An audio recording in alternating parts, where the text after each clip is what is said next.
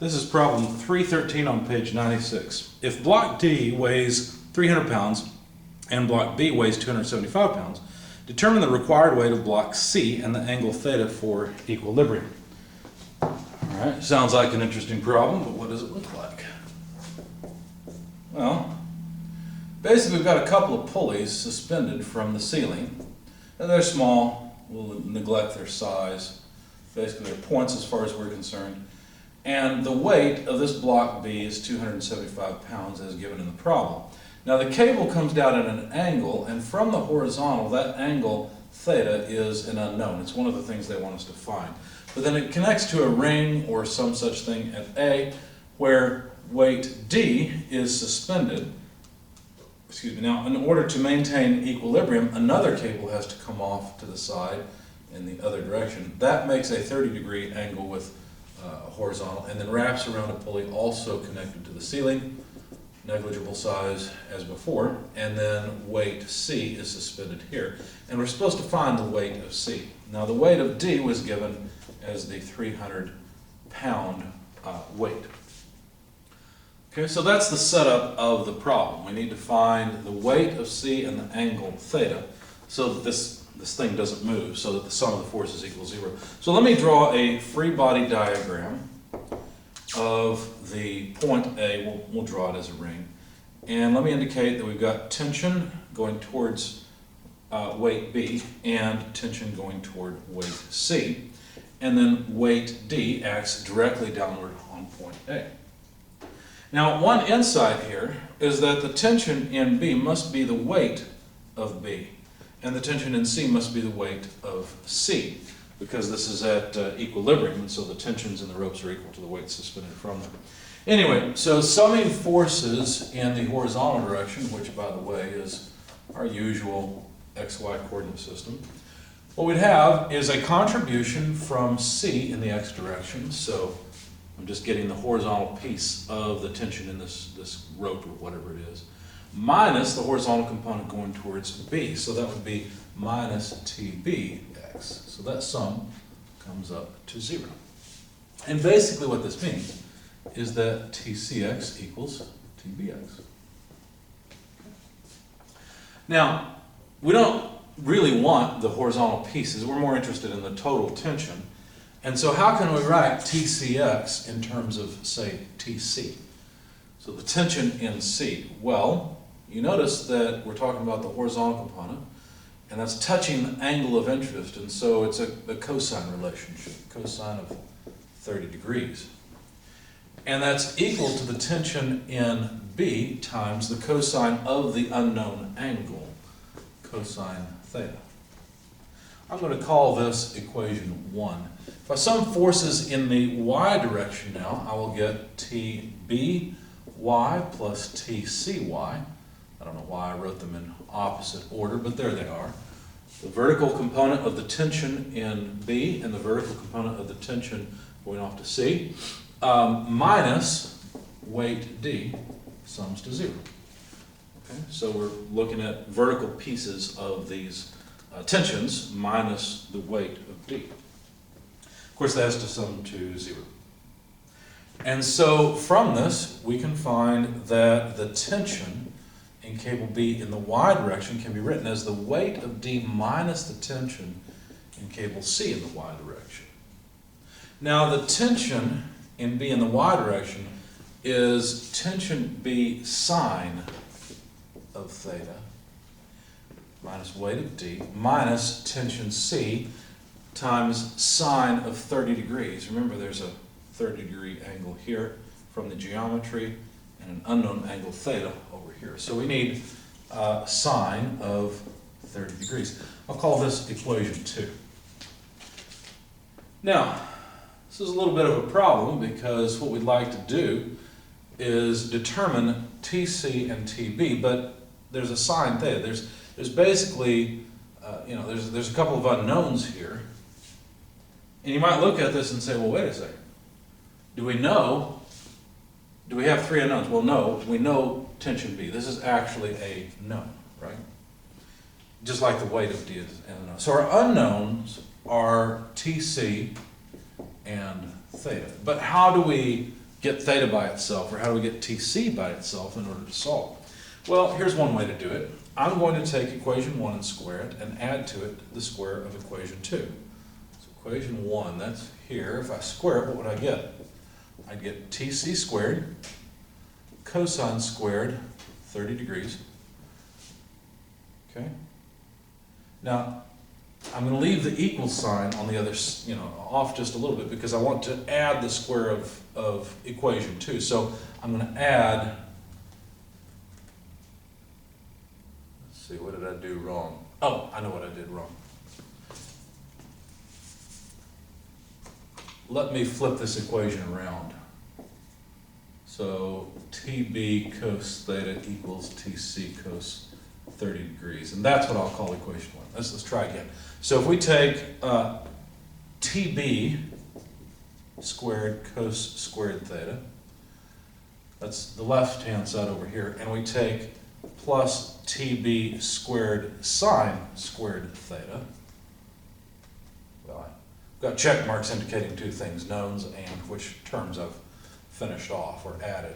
So what I've done is added the squares of the left-hand side of these equations. I'll add the squares of the right-hand sides of the equation as well. So TC squared cos 30 degrees squared, it's that side, plus now I need, hope I don't go off the screen, W sub D minus TC sine 30 degrees squared. Okay? Why do this?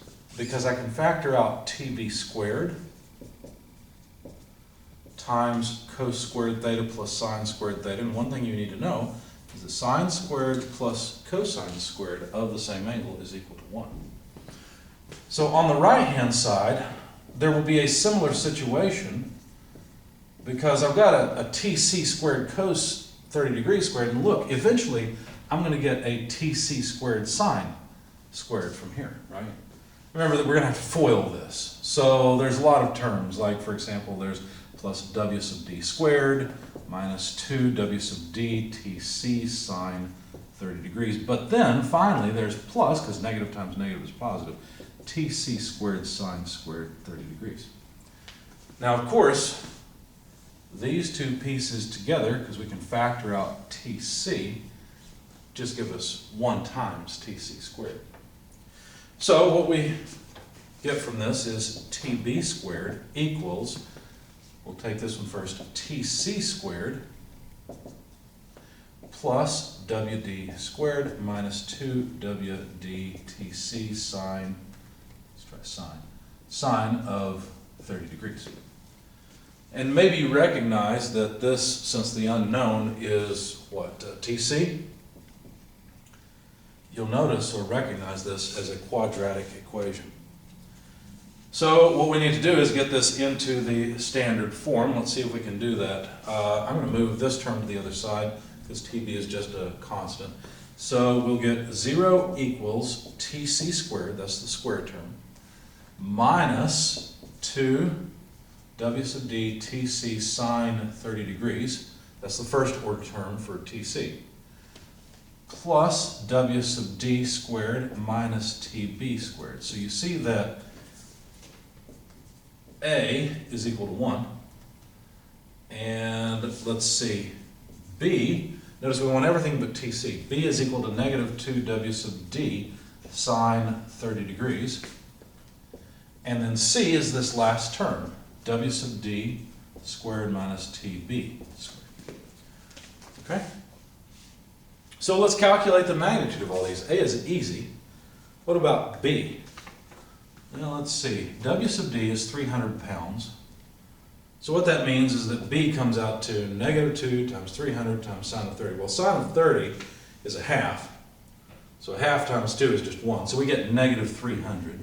I won't worry about the units. I know they will come out consistent. We could prove that if we were interested, but just trust me, it will. And then, since W sub D is still 300, but T sub B is what, 275? All we got to do is square those two things. That's what this 2 is for. We're going to square both of these. And show that C is equal to 300 squared minus 275 squared. It's not 2.75, that's 275. And that comes out, Let's see. That comes out to 14,375. Okay. All right, so what we want is to get TC, and I'm out of board space, so I'll have to go to the top and start all over again. So TC, the roots of this equation are TC that we're looking for.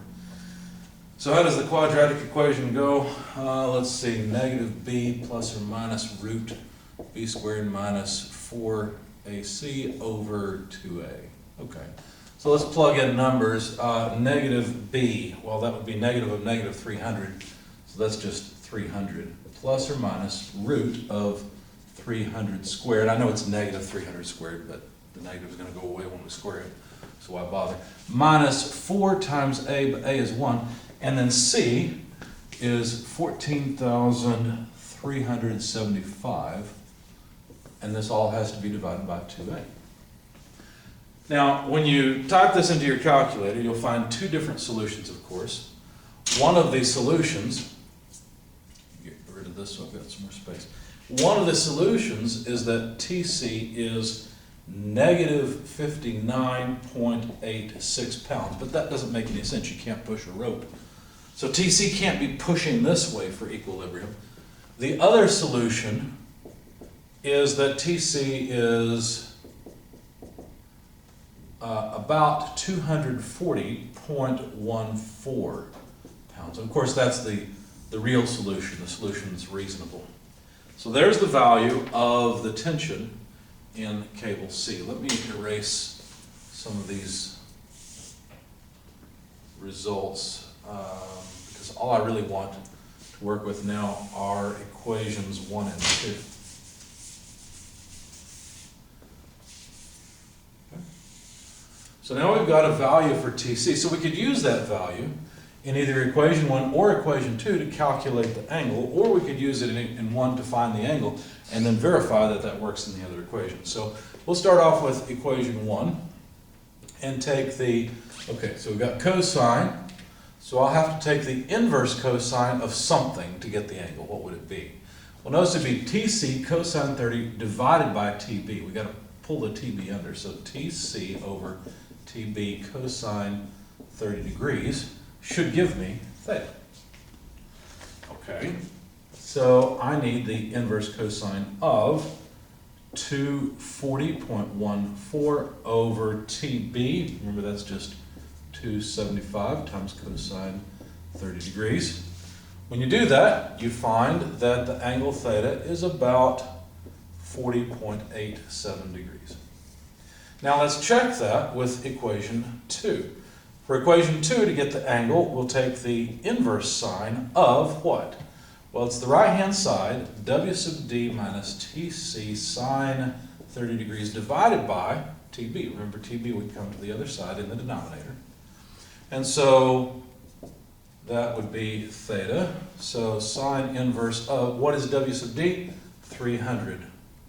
What is TC? We found that it's 240.14. Let's not forget sine 30 degrees divided by TB, which is known at 275. And sure enough, when you type all this into your calculator, you get 40.87 degrees. And so that verifies our solution. So the tension in cable C, or the weight required for C, I guess I should do that, is 240.14 pounds, and the angle of the rope for B needs to be 40.87 degrees, so a steeper angle than that 30-degree angle on the other side.